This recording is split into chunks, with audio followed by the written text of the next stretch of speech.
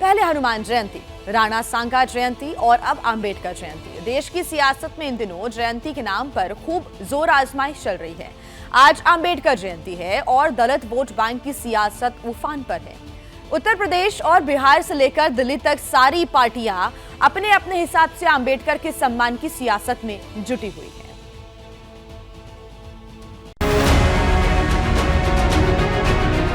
हनुमान जयंती के बाद अब देश में एक और जयंती का शोर है और ये जयंती है बाबा साहेब भीमराव अंबेडकर की।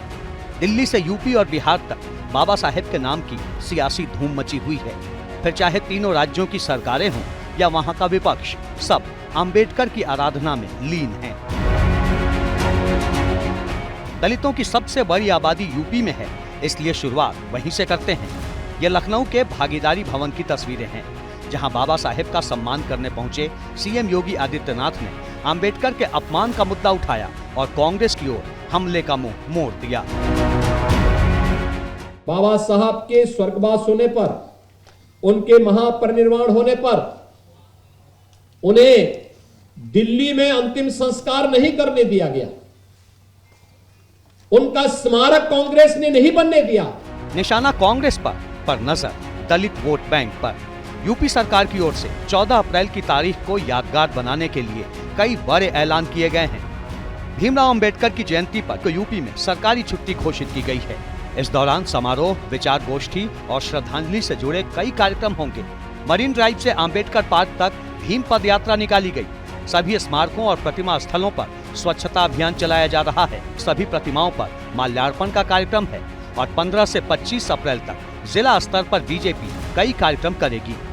वैसे तो अंबेडकर जयंती पर बीजेपी हर साल कार्यक्रम करती है, लेकिन इस बार पूरे राज्य में नगर निगम और जिला प्रशासन से लेकर ब्लॉक, तहसील और गांव तक बड़े पैमाने पर कार्यक्रम किए जा रहे हैं। इनमें सरकारी अफसर और कर्मचारी से लेकर स्कूल कॉलेज के छात्रों तक को लगाया गया है।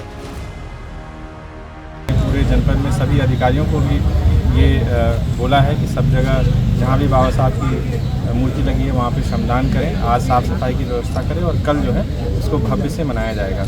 लखनऊ में बाबा साहेब के सम्मान में केडी सिंह बाबू स्टेडियम से करीब 5 किलोमीटर लंबी मैराथन दौड़ हुई, जिसमें सरकार और संगठन से जुड़े कई बड़े चेहरे मौजूद रहे। इस मौके पर बीजेपी उत्तर प्रदेश में ऑपरेशन दलित के नाम से विशेष अभियान चला रही है। सिर्फ बीजेपी ही नहीं, संघ भी अंबेडकर जयंती पर पूरी तरह सक्रिय है। बाबा साहेब की जयंती पर कानपुर में संघ प्रमुख मोहन भागवत का कार्यक्रम होने वाला है। इस दौरान केशव भवन और अंबेडकर सभागार का उद्घाटन किया जाएगा। अंबेडकर के नाम पर सियासी कार्यक्रमों की गूंज सत्ता पक्ष से लेकर विपक्ष तक एक जैसी है। ये इटावा की तस्वीरें हैं, जहां समाजवादी पार्टी के मुखिया अखिलेश यादव ने बाबा साहेब की प्रतिमा का अनावरण करते हुए संविधान की सुरक्षा वाला सवाल उठाया। बाबा साहब भीमराव अम्बेडकर जी का दिया हुआ संविधान हमारे लिए, सबके लिए एक रास्ता दिखाता है कि जहां पर सम्मान के साथ जीवन जी सकेंगे, और उसी संविधान को भारतीय जनता पार्टी कमजोर करना चाहती है। हम सब मिलकर के बाबा साहब भीमराव अम्बेडकर जी के रास्ते पे चल करके परिवर्तन लाने का काम करेंगे।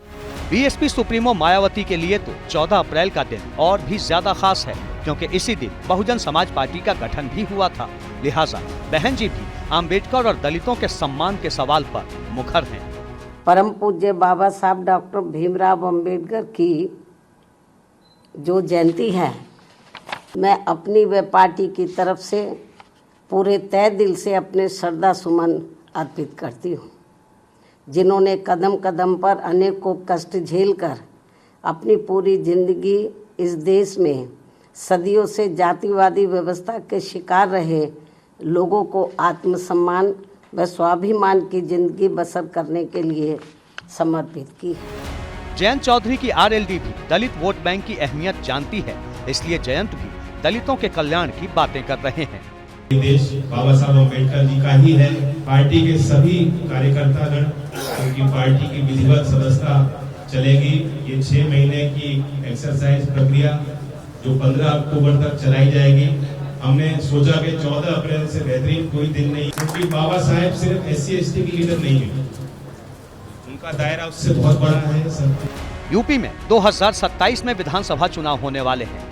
यूपी में दलित आबादी करीब 21% से भी ज्यादा है। 40 से ज्यादा जिलों में दलितों की आबादी 25% या उससे भी ज्यादा है।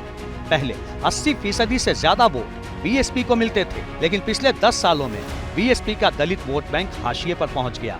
बीजेपी की तरफ काफी दलित वोट शिफ्ट हुए, जिसके चलते 2014 के आम चुनाव से लेकर 2022 के यूपी चुनाव तक पार्टी को जबरदस्त फायदा हुआ। पर 2024 के लोकसभा चुनाव में खेल पलट गया।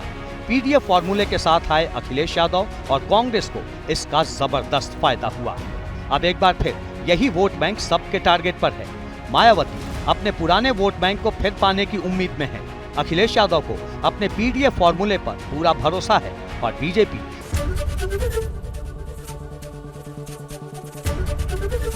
एबीपी गंगा, खबर आपकी, जुबान आपकी।